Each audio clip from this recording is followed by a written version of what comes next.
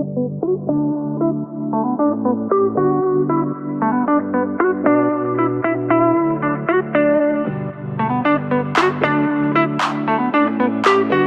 un concept sur lequel on réfléchissait depuis relativement longtemps avec Isabelle sur une vision un peu transversale du bateau de grand voyage qui intégrait il y a des inspirations qui peuvent venir d'autres types de bateaux et on cherchait quelque chose dans lequel on puisse maximiser la vision sur l'extérieur. Nous, ce qu'on appelle un concept loft, c'est-à-dire qu'on essaye le plus possible d'avoir une espèce de grand volume intérieur-extérieur dématérialisé au niveau de la descente pour avoir maximisé la perception de volume.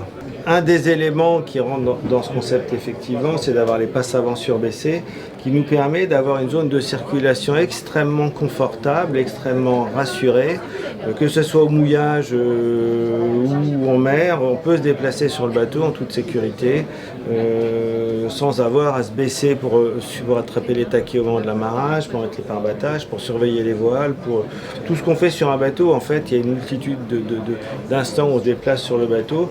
Dans la pratique, on s'est tous habitués à vivre ça, même si c'est un peu périlleux, voilà. Et là, on voulait apporter une dimension de sécurité, de confort, de easy. Pour moi, c'est un peu le easy sailing. On déplace, on fait des choses sans se sentir challengé sur le déplacement. Par exemple, pour hisser les voiles, ici, typiquement, dès lors qu'on a un bimini, une capote, on voit moins ses voiles échapper au lazy, c'est toujours un peu compliqué. Là, on se met sur le côté, on hisse ses voiles, on voit tout bien, on est sécurisé. Et c'est quelque chose qu'on va vivre différemment. Ça masque un peu la hauteur du rouf, quoi. Dans la pratique, ce qu'il y a, c'est qu'on a l'hauteur de rouf d'un bateau à salon de pont. C'est simplement, on a masqué en quelque sorte une partie de ce rouf avec le pavois. Et la hauteur visuelle, elle est énorme. On a quasiment 80 cm de vitrage. C'est des hauteurs qu'on a du mal même à trouver sur un multicoque.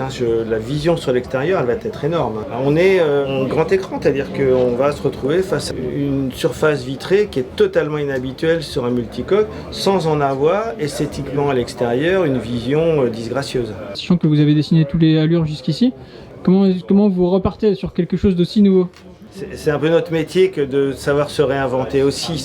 Pour moi, on était arrivé avec Allure, de génération en génération, on avait optimisé le concept initial qui venait du 44.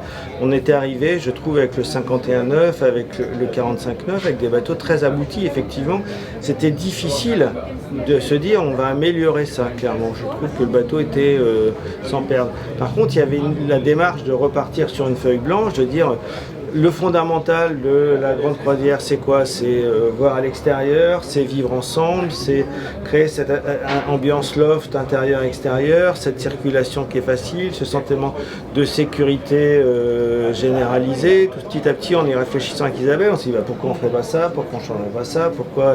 Et petit à petit, le puzzle, il est démarré comme ça, en gros, sur un bloc en papier avec un bic, au début.